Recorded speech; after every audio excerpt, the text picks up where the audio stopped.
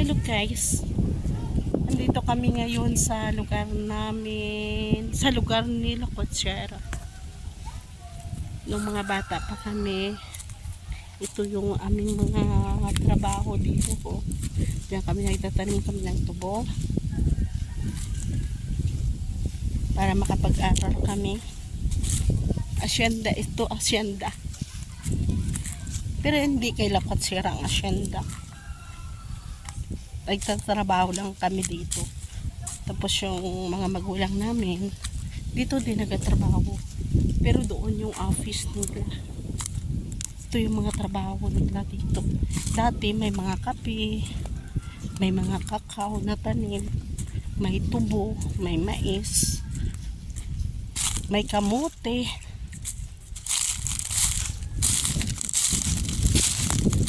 Pero ngayon hindi ko lang alam kung ano pa. Kasi ang tagal-tagal na. Ang tagal ko nang hindi ito napuntahan. Siguro mga 30 years. At nabalikan ko ito ngayon.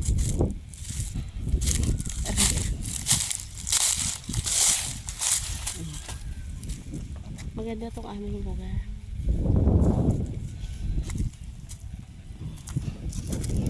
Kakahuyan, bata, katubuhan.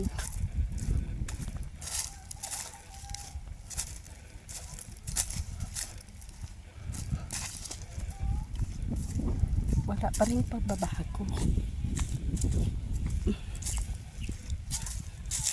Pero dati dito kagubatan talaga ito. Ano yan? Ano yan? Tabi-tabi. Tabi-tabi lang. Tabi-tabi. Ano kaya ang nakita nila? Ano kaya ang nakita nila? Ano yan?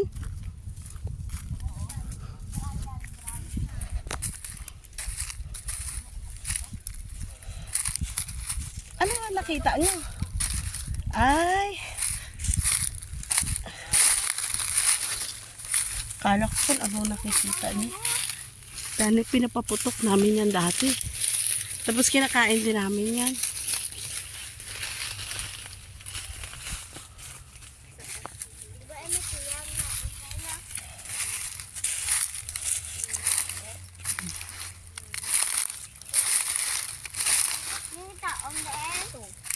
Ah, may mga poste na ng kuryente. Dito pala sila nakakunik. Oo, ano naman iPhone mo na gamit. Sige lang. Igamitin nyo, di ba? Padalit ni. Hindi mainit eh. Yan lang gamitin nyo. Dito lang ako muna. Ang ganda ng panahon. Dati dami-dami kami dito. Pag magtrabaho kami, dami namin. Okay lang pag umaga kasi malamig, pero pag hapon magbalik, may break time eh. Pagbalik namin mga 1 o'clock, oh Diyos ko, sobrang init, iyak ako kasi sobrang init eh. Oh my God, grabing kagat ng lamok. Ang daming lamok lang kaso. Nandiyan lang kami sa tanan. Oh sige, kamu gamitin nyo lang. Dami-daming lamok lang.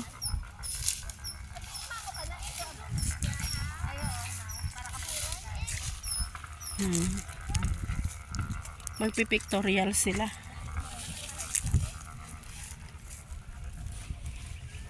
Tapos dyan dati, ang mga gilid dyan ng tubuhan, may mga tanim yung tatay ko dyan na mga kamuting kahoy. Sus, ang dami pag binibenta niya, sako-sako. Lahat ba talaga? Pero parang hindi maganda yung tubo nila. Parang maliliit dati. Grabe, lalaking tubo. Ang tatamis pa.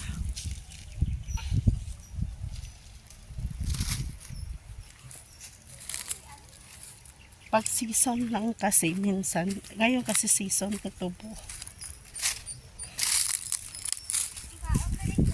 Ginagapas nila yung tubo ngayon. Tapos doon, ba't may mga kawayan na dati walang kawayan yan? Walang mga kawayan.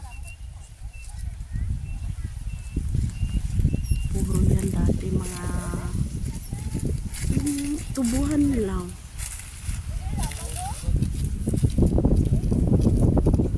Sarap ng hangin.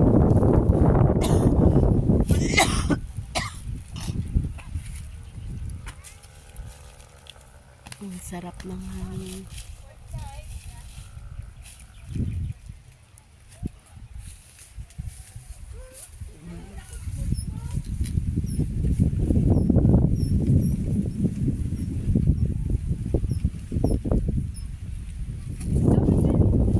Tapos yung tatay namin dati nagtatrabaho din dito. Ito yung asyendang natrabaho ng mga magulang namin dati. Halos lahat ganito. Pero at least sa ngayon, sa awa ng Diyos, mga pensyonado at pensyonada na rin sila. Kasi hinuhulugan nila yung automatic ginabawas sa sahod na nila yung kanilang remittance sa SS. Kaya lahat ng mga matatanda ngayon na nagtatrabaho dito, puro mga pensyonado at pensyonada sa SS. Maganda din kasi kahit papano may hinihintay sila ba buwan-buwan, kahit maliit lang.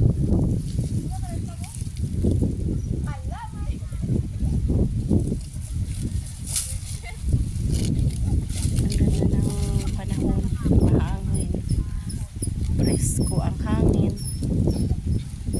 Dati yung inararaw ng tatay ko baka. Tapos pagtapos ng trabaho kasi maaga siya nagigising, mga 4 o'clock. Tapos maaga yung trabaho niya, mga 9 o'clock tapos na. Uwi na yan siya pa. Tapos pakakainin nila yung baka.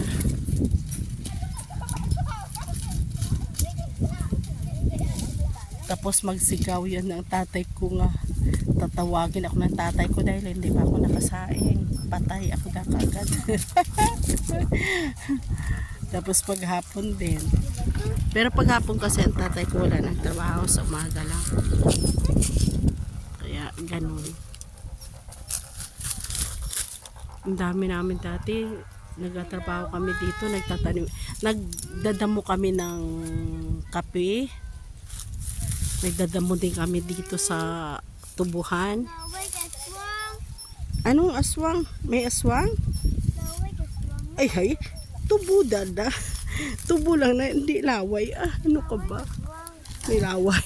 Tuntong aswang ay may laway. May laway. Ang laway ka aswang. Wait, tayo ka dyan.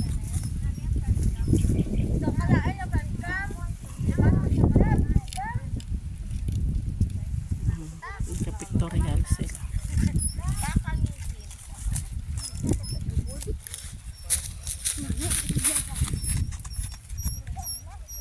Tapos itong ano na ito, sinusunog ito para fertilizer.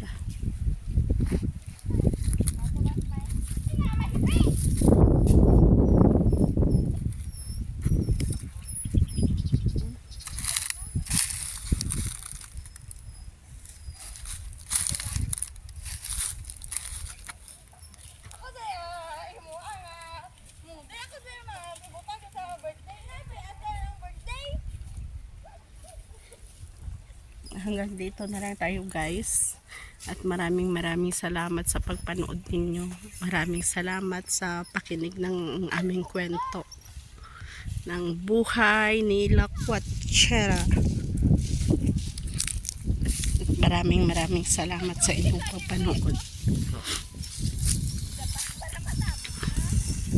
Sige guys, bye bye, thank you for watching. Mega shout out sa taga Team Lupin. Bye bye guys.